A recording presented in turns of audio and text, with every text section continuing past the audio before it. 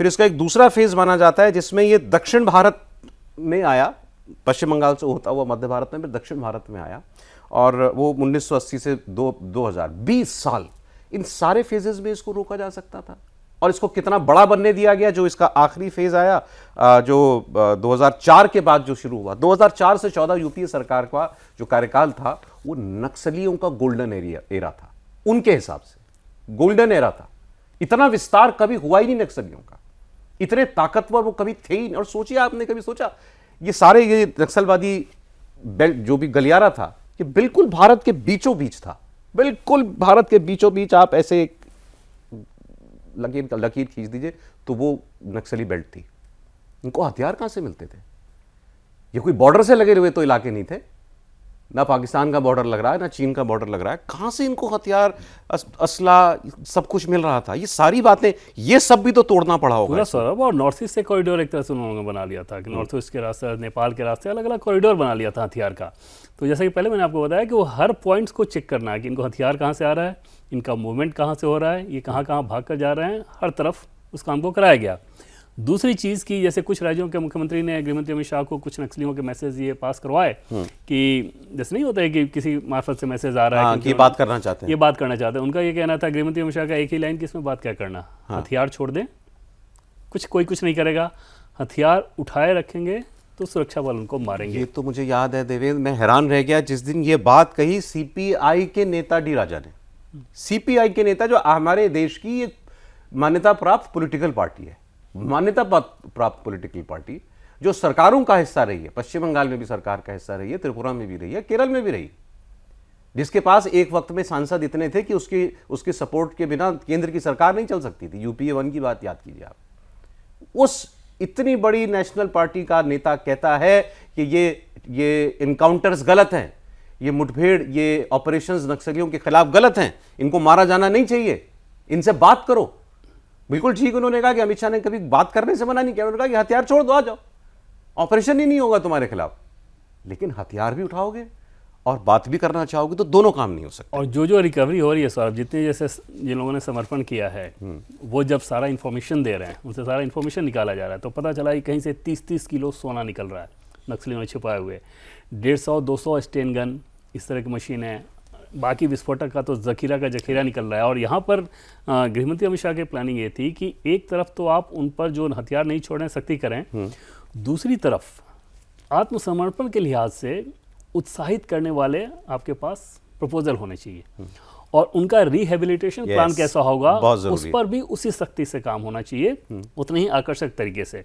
तो जैसे मान लीजिए कोई नक्सली अगर सरेंडर कर रहा है तो उसको अगले 3 साल तक के लिए इस तरह का भत्ता दिया जाएगा, व्यवस्था की गई, उसको स्किल बनाया जाएगा। अगर झुंड में वो कर रहे हैं तो उसमें फिर डबल हो जाता कि और ज़्यादा आप लोगों को उत्साहित करेंगे, साथ में आके दे रहे हैं उस गांव को। जैसे नक्सली क्या करते थे, जैसे मैंने आपको बताया, करगुट्टा की पहाड़ी पर सोलर का इस्तेमाल करके तुम सारी चीज़ें कर रहे हो, और गांव में इलेक्ट्रिसिटी का टावर नहीं लगने दे रहे हो, मोबाइल का टावर नहीं लगने दे रहे हो, हेल्थ का कोई इंफ्रास्ट्रक्चर नहीं खड़ा करने दे रहे हो, तो ये सारी चीज़। अच्छा, ऐसा नहीं था कि गाँव के लोग वो सपोर्ट करते थे, वो इस भय, इस डर में कि फोर्स आपके साथ नहीं है और वो आके आपको मारेंगे। पता है सौरभ, स्कूल से छोटे छोटे बच्चे 7 से 8 साल की उम्र में पूरे के पूरे स्कूल के बच्चों को उठा के वो लेके चले जाते थे, और वो 10 साल बाद 16, 17, 18 साल के हुए तो आप सोचिए किस रूप में वो तैयार होकर आ रहे हैं। अदालतें लगाते थे।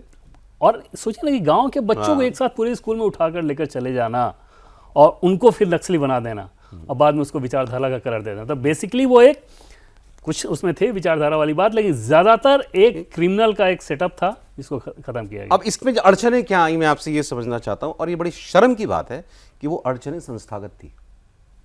संस्थागत कैसे थी? सालवा जुदुम एक मूवमेंट शुरू किया सरकार ने। सालवा जुदुम कुछ नहीं था, सालवा जुदुम ये था कि भाई जो उसी इलाके के जो लोग हैं, जो नक्सल से प्रभावित इलाके हैं, उन्हीं वहाँ के लोगों को, उन्हीं के जवानों को आप सशक्त बना दीजिए, उनको हथियार भी दीजिए, ट्रेनिंग भी दीजिए, ताकि वो लड़ पाएं। यही था सालवा जुदुम। बिल्कुल, उसके पीछे वजह सर ये थी कि जैसे बाहर से जो फोर्स के लोग जाएंगे ना, ज्योग्राफिकल एरिया समझ रहे हैं ना, इंटेलिजेंस रहेगा, और ये प्राइमरीली छत्तीसगढ़ के लिए था। हाँ। और इसको जुडिशरी से झटका लगा सबसे पहले। पार्टियां तो, कांग्रेस पार्टी मेरे ख्याल से कभी इसके समर्थन में नहीं रही थी, लेकिन इसको झटका जुडिशरी से लगा। और फिर वो, अब ठीक है, अब क्योंकि ये बात बहुत खुल की हो चुकी है तो हम भी कह ही सकते हैं कि वो जज साहब जिन्होंने ये फैसला दिया था इसको डिसबैंड करने का, सालवा जुदुम को, वो वाइस प्रेसिडेंट का इलेक्शन भी लड़े अभी इस बार अपोजिशन पार्टीज की तरफ से। तो आप समझिए कि इसके पीछे क्या होगा। मतलब ये, और वो एक बहुत बड़ा आघात था क्योंकि सालवा जुदुम मूवमेंट खड़ा हो चुका था। और सौरभ, किस रूप में इन लोगों का पेनिट्रेशन था, जो करगुटा पहाड़ी से जितने लैपटॉप जब्त किए गए हैं ना, उसमें जो फाइल्स हैं उसमें करोड़्स में फाइल हैं, अच्छा, छोटी बड़ी, उन सब फाइलों की डिकोडिंग डेटा की जा जो रही है, है, डेटा जो उसमें, तो अलग अलग जो फाइल है उसमें चाइना से आए हुए भी फाइल हैं, उस तरह की इनका नेटवर्किंग तो नक्सलियों को उधर रही है। और उन सारी चीज़ों को डिकोड करके, क्योंकि आगे की चिंता ये भी है कि अब ये ना हो कि ये सारी चीज़ें करने के बाद उसमें किसी प्रकार से कोई असंतोष का स्वर किसी के अंदर कोई उपजे, तो आप उनको बेहतर लाइफ स्टाइल दें। जैसे उन जंगली इलाकों में सौरभ, एक तरह से आप कहें कि अनाज भी सोना के तौर पे होता है। जैसे रेड राइस कितनी ज़्यादा दुनिया में डिमांड है, वहाँ कोई पूछने वाला नहीं, वहाँ के हनी, वहाँ की इमली, तो इन सारी चीज़ों को कैसे आप बड़े बाज़ार से जोड़ सकते हैं, उस पर काम किया जा रहा है, स्किल डेवलपमेंट पे काम किया जा रहा है। और जो 200 पॉकेट्स बनाए गए थे सिक्योरिटी फोर्सेस के पॉइंट्स, उनको डीआरजी के साथ जोड़ के, जो डिस्ट्रिक्ट रिजर्व गार्ड, जो कि वहीं के या तो पहले नक्सली रहे हैं या नक्सल प्रभावित इलाके के रहे हैं, उनको गार्ड के तौर पे कन्वर्ट किया गया।